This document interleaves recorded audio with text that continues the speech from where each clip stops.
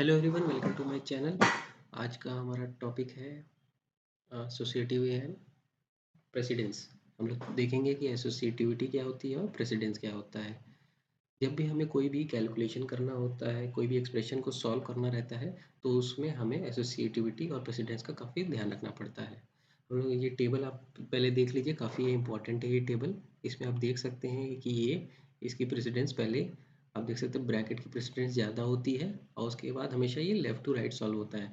उसके बाद जब भी हम लोग इंक्रीमेंट डिक्रीमेंट या अनरी की बात करते हैं, तो हमेशा ये राइट टू लेफ्ट सॉल्व होता है।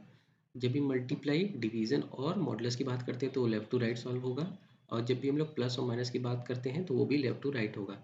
लेकिन जब भी आप ये देखेंगे तो मल्टीप्लिकेशन, डिवीज़न और मॉडुलस, इसकी जो प्रायोरिटी है वो इससे ज़्यादा है। इसका मतलब जब भी ये है कि जब भी हमारे पास स्टार्टिंग से अगर देखें तो जब भी हमारे पास ब्रैकेट आएगा तो हम लोग पहले ब्रैकेट को सॉल्व करेंगे।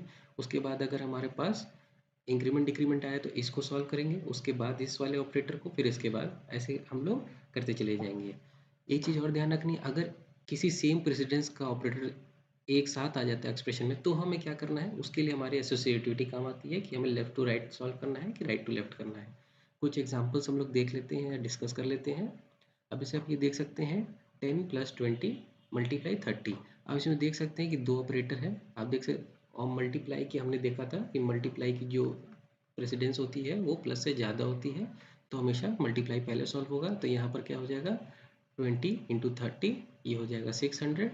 तो 10 + 600 हो जाएगा। उसके बाद हमारे पास एक ही ऑपरेटर है तो उसको सॉल्व कर लेंगे, तो ये हो जाएगा 610। ठीक है। अगले वाले में आप देख सकते हैं कि हमने क्या किया, यहाँ ब्रैकेट लगा दिया। तो ब्रैकेट की प्रेसिडेंस क्या होती है, मल्टीप्लिकेशन से ज़्यादा होती है, इसलिए पहले हम लोग इसको सॉल्व करेंगे। तो यहाँ पर ये हो जाएगा 30, और फिर उसके बाद मल्टीप्लिकेशन एक ही हमारा एक ऑपरेटर है तो उसको हम लोग सॉल्व कर लेंगे। यहाँ पर है 30, तो ये हो जाएगा 900। ठीक है। इसके बाद इस वाले में देख लेते हैं। इसमें आप देख सकते हैं कि मल्टीप्लिकेशन और डिवीजन है। अब अगर आपको याद होगा तो ये दोनों एक ही प्रेसिडेंस के हैं, तो इसलिए हम लोग यहाँ पर चेक करेंगे एसोसिएटिविटी के हिसाब से। तो एसोसिएटिविटी क्या होती है, लेफ्ट से राइट होती है। तो पहले हम लोग मल्टीप्लिकेशन को सॉल्व करेंगे, तो ये हो जाएगा 200, और 200 को फिर 2 से डिवाइड कर देंगे तो वो हमारा हो जाएगा 100। ठीक है। अब इसमें आप देख सकते हैं कि यहाँ पर प्लस हो गया, डिवीज़न हो गया, माइनस हो गया।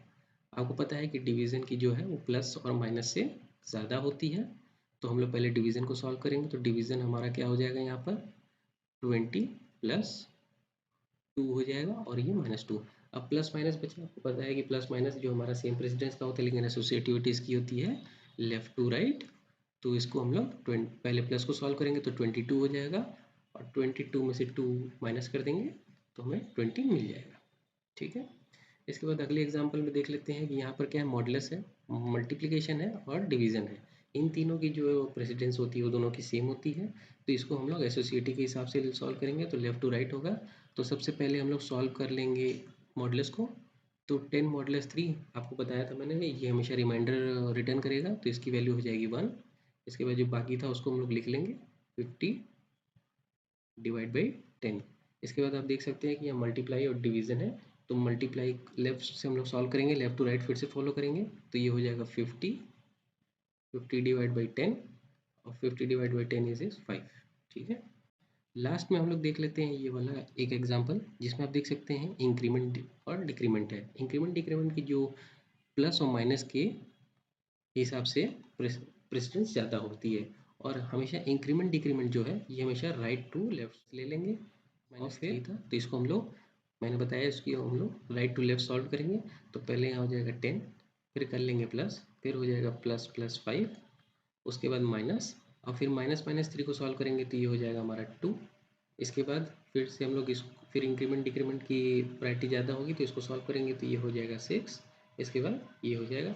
उसके बाद नॉर्मली दोनों के प्रेसिडेंस बराबर है, तो एसोसिएटिविटी के हिसाब से 16 - 2, और ये हो जाएगा 40। तो ये हमने कुछ एग्जांपल भी कर लिए। आप इसको अच्छे से समझ सकते हैं। अगर नहीं समझ में आ रहा है तो फिर से वीडियो को आप एक बार देख लीजिए, और याद करने के लिए ये टेबल को ज़रूर याद कर लें। ठीक है। Thank you for watching.